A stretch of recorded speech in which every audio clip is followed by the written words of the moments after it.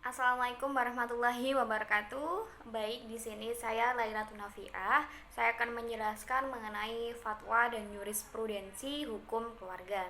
Yang pertama, saya akan menjelaskan terlebih dahulu mengenai kedudukan fatwa dan jurisprudensi dalam sistem hukum di Indonesia. Yang pertama mengenai kedudukan fatwa. Dalam Undang-Undang Nomor 10 Tahun 2004 tentang Peraturan Perundang-undangan tidak menyebutkan fatwa sebagai dasar hukum di negara ini, sehingga fatwa tidak dapat dijadikan sebagai landasan hukum. Fatwa hanya sebagai pendapat. Kedudukan fatwa sama dengan doktrin yang merupakan pendapat para pakar atau para ahli di bidang hukum positif. Yang selanjutnya yaitu mengenai kedudukan jurisprudensi. Jurisprudensi dengan fatwa ini sangat berbeda. Jika fatwa itu hanya sebagai doktrin, kalau jurisprudensi ini berperan dalam membangun hukum nasional.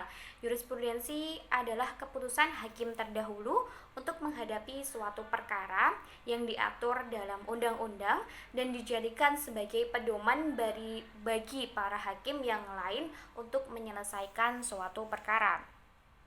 Baik, yang selanjutnya mengenai fatwa dalam lintasan sejarah tasyrik. Jadi fatwa dalam lintasan sejarah tasyrik ini dimulai pada masa Rasulullah. Secara tidak langsung, orang yang pertama kali berfatwa yaitu Rasulullah Muhammad SAW. Secara tidak langsung. Lalu kemudian setelah Rasulullah wafat, tugas berfatwa ini dilanjutkan oleh para sahabat. Dan setelah sahabat ini wafat, tugas fatwa dilanjutkan oleh para tabi'in. Lalu setelah tabi'in wafat dilanjutkan oleh para imam-imam mujtahid dan pengikutnya. Lalu perkembangan fatwa selanjutnya yaitu pada era modern ditandai dengan munculnya para ulama kontemporer seperti Yusuf Al-Qaradawi dan Wahbah Az-Zuhaili. Yang selanjutnya saya akan menjelaskan mengenai MUI dan Komisi Fatwa serta metode istinbat hukumnya. Jadi MUI atau Majelis Ulama Indonesia ini adalah lembaga independen yang mewadahi para ulama, zu'ama, dan cendekian muslim untuk membina dan mengayomi umat Islam di Indonesia. Sedangkan Komisi Fatwa MUI ini adalah sebuah komisi yang bertugas untuk pembentukan fatwa-fatwa MUI. Dan metode istinbat yang digunakan untuk MUI tidak berbeda jauh dengan metode istinbat yang digunakan para ulama salaf dengan memikirkan kemaslahatan bagi umat serta memperhatikan pendapat ulama mazhab terdahulu, baik pendapat yang mendukung maupun pendapat yang menentang. Yang selanjutnya saya akan menjelaskan mengenai organisasi NU, Lajnah Bahsul Masail, dan metode istinbat hukumnya. Jadi organisasi NU ini didirikan oleh Kiai Haji Hasyim Asy'ari di Surabaya pada tanggal 31 Januari tahun 1926. NU ini merupakan salah satu organisasi Islam yang lumayan cukup berkembang di negara Indonesia. Metode istinbat hukum yang digunakan dalam Lajnah Bahsul Masail yaitu Al-Quran, Sunnah, dan pendapat 4 mazhab. Bahsul Masail ini memiliki 3 prosedur baku, yaitu yang pertama adalah qauli atau pendapat para mazhab, yang kedua ilhaqi, prosedur analogi, dan yang ketiga adalah manhaji. Baik, yang selanjutnya setelah organisasi NU ini, selanjutnya mengenai organisasi Muhammadiyah, Majelis Tarjih, dan metode istinbat hukumnya. Jika NU didirikan oleh Kiai Haji Hasyim Asy'ari, organisasi Muhammadiyah ini didirikan oleh Kiai Haji Ahmad Dahlan. Jadi Muhammadiyah ini adalah gerakan keagamaan didirikan pada tanggal 18 November tahun 1912 terhadap tradisi adat kaum muslimin Muhammadiyah ini berusaha meluruskan kembali dengan memberantas bentuk bid'ah. Dan selanjutnya yaitu mengenai Majelis Tarjih. Jadi Majelis Tarjih ini adalah pemegang otoritas ijtihad atau istinbat hukum di Muhammadiyah. Dalam memutuskan masalah, Majelis Tarjih menggunakan dalil-dalil Al-Quran dan Sunnah Maqbullah, namun tidak menutup jalan ijtihad. Metode ijtihadnya yaitu dengan qiyas, bayan, dan istislahi. Yang selanjutnya saya akan menjelaskan mengenai fatwa nikah. waris dan wakaf yang dikeluarkan oleh lembaga fatwa di Indonesia yang meliputi MUI, Lajnah Bahsul Masail, Majelis Tarjih Muhammadiyah, dan Fatwa Dewan Hizbah. Berikut adalah fatwa-fatwa yang telah dikeluarkan. Yang pertama mengenai fatwa nikah. Berdasarkan fatwa MUI, NU Muhammadiyah mengenai perkawinan beda agama ini hukumnya tidak sah. Dan mengenai pernikahan siri, fatwa MUI, NU dan Muhammadiyah menghukuminya tidak sah, tapi menjadi haram apabila terdapat madorot. Yang selanjutnya mengenai fatwa waris. Jadi fatwa yang telah dikeluarkan yaitu mengenai waris beda agama. Fatwa waris tentang ahli waris dan pembagiannya, serta yang terakhir yaitu mengenai fatwa waris mengenai orang tua biologis dari anak hasil zina. Dan yang selanjutnya yaitu mengenai fatwa wakaf. Fatwa-fatwa yang telah dikeluarkan oleh lembaga fatwa di Indonesia yaitu mengenai wakaf, yaitu fatwa mengenai wakaf uang. Dan yang selanjutnya yaitu mengenai sejarah dan dasar pembentukan jurisprudensi di Indonesia dan prosedur penetapan jurisprudensi. Yaitu yang pertama, sejarah jurisprudensi ini diciptakan berdasarkan Undang-Undang Nomor 48 Tahun 2009 mengenai kekuasaan kehakiman.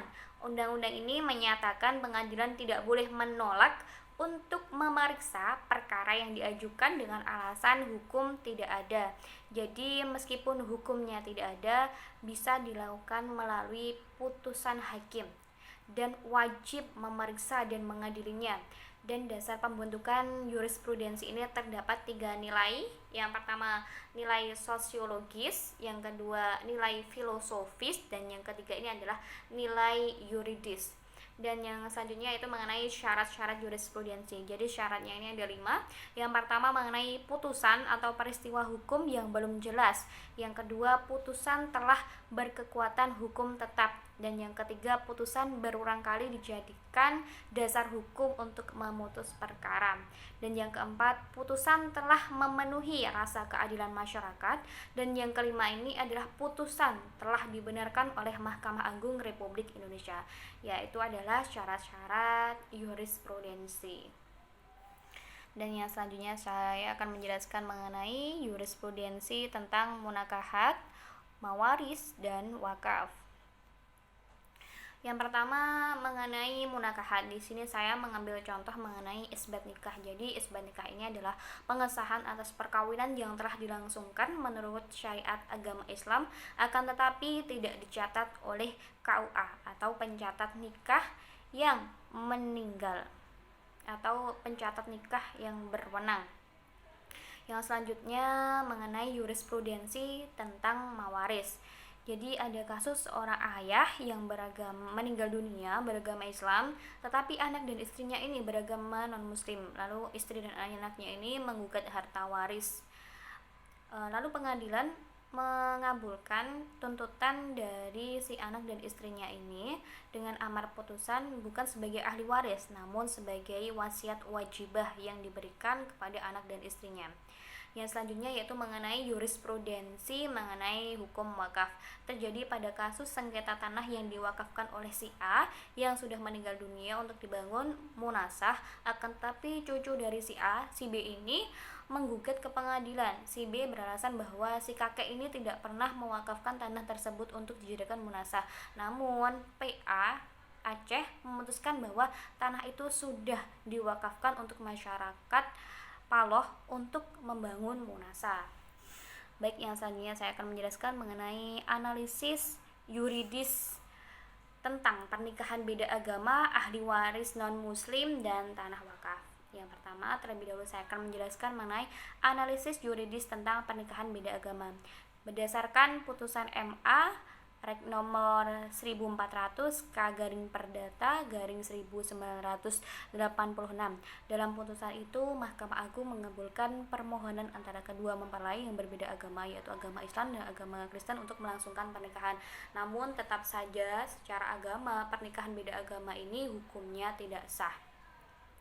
Dan yang kedua yaitu mengenai analisis jurisprudensi MA RI nomor 51 K garing AG garing 1999 yang salah satu pertimbangannya menyatakan bahwa anak kandung non-muslim bukan ahli waris namun tetap berhak mendapatkan bagian harta warisan dengan mendasarkan wasiat wajibah karena memandang kapasitasnya sebagai penerima wasiat bukan sebagai ahli waris.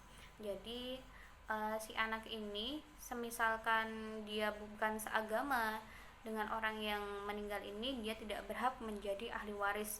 Dia hanya bisa mendapatkan harta melalui wasiat.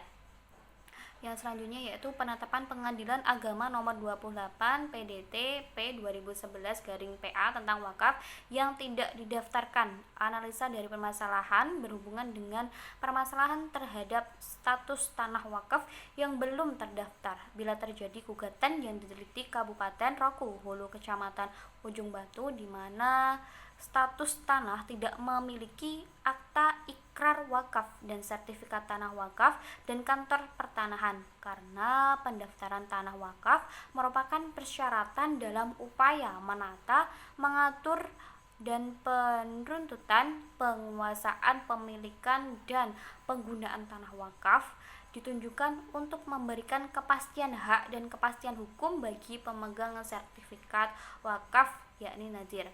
Sekian video yang bisa saya share atau saya bagikan.